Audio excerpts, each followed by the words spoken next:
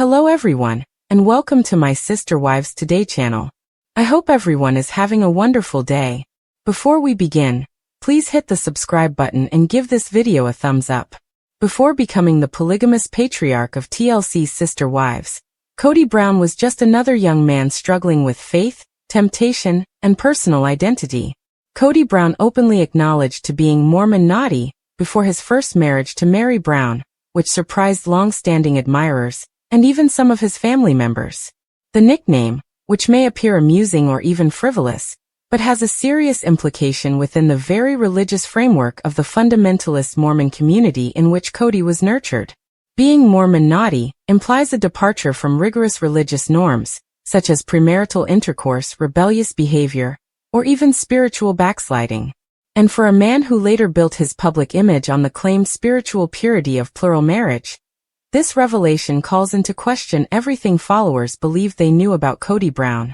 Beneath the lengthy sermons about patriarchal leadership and multiple unity is a guy whose background, he admits, was far more challenging than the faith-driven existence he portrays on film. To really grasp the significance of Kody's Mormon naughty confession, we must first consider the religious culture in which he was raised.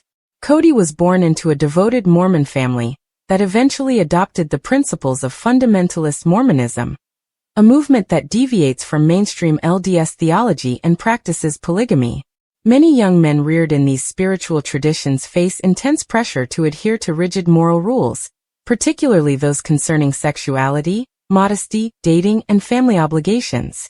Being worthy, in the eyes of the church, and in Kody's case, in the eyes of a future spiritual calling as a polygamist husband, entailed maintaining moral purity, keeping prohibitions, and preparing oneself to head a family based on religious beliefs.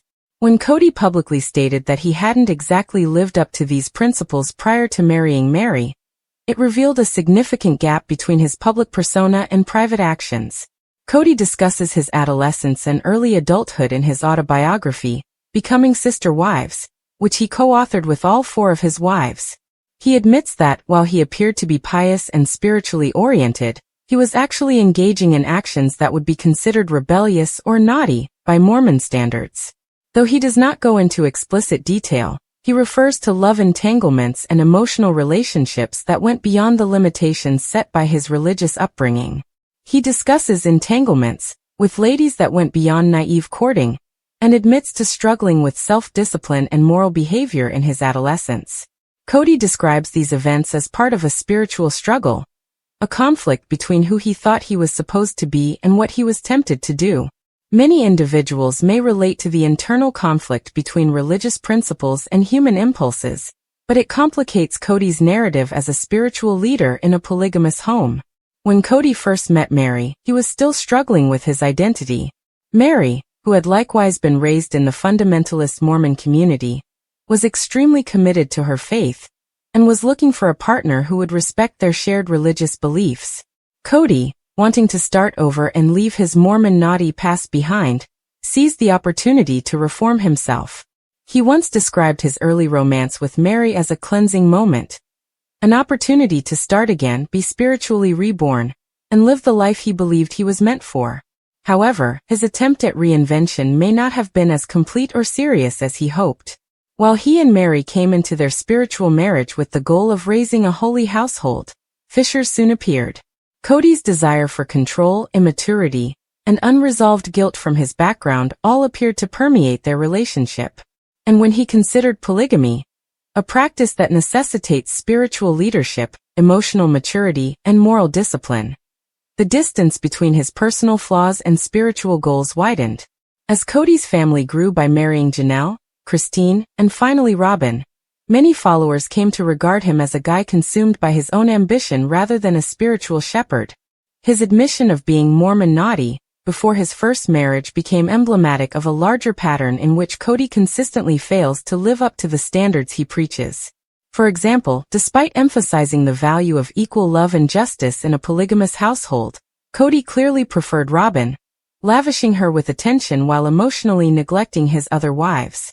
Similarly, while he constantly chastised his wives for not being loyal or obedient enough, he failed to hold himself to the same moral standards, particularly when it came to patience, communication and humility.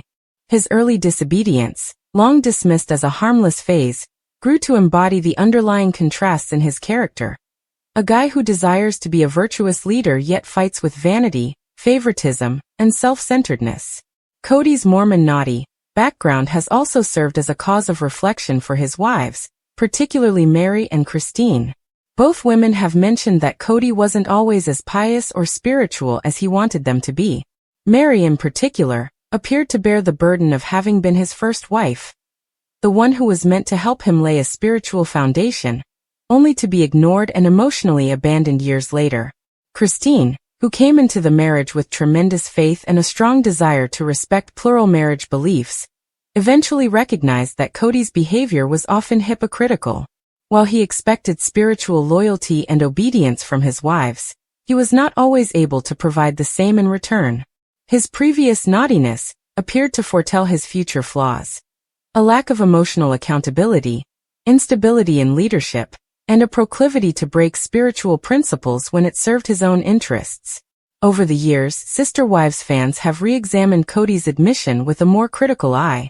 Many now regard it as the start of a pattern of behavior that includes spiritual manipulation and emotional gaslighting, rather than merely a juvenile indiscretion. Kody's penchant to embrace religion when it suits him, such as invoking spiritual justification to favor Robin or control the family finances, has sparked criticism from both fans and reviewers. When combined with his admission of breaching religious precepts before marriage, this behavior undermines his legitimacy as a spiritual leader.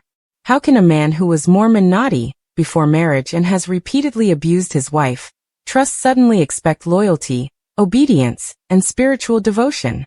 Kody's confession raises larger implications regarding how people in high-control religious institutions handle guilt, shame, and redemption. Many persons raised in stringent faith traditions have a natural yearning to start over, to abandon previous misdeeds and be spiritually reborn. Kody's quest to achieve this through marriage, and eventually multiple marriage, appears to be motivated by this yearning. However, rather of accepting responsibility for his failures and working toward personal improvement, Kody frequently blames others, particularly his wife.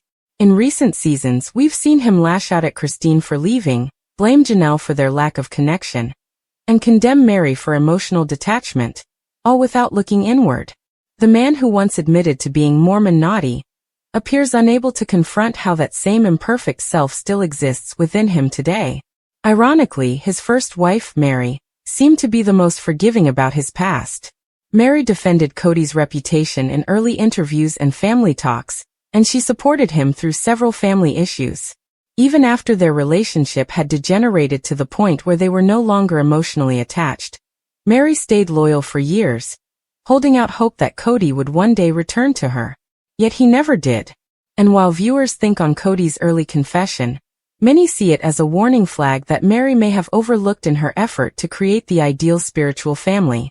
The legacy of Kody's Mormon naughty adolescence is ultimately a story of duality, the conflict between image and reality, spiritual desire and human flaws.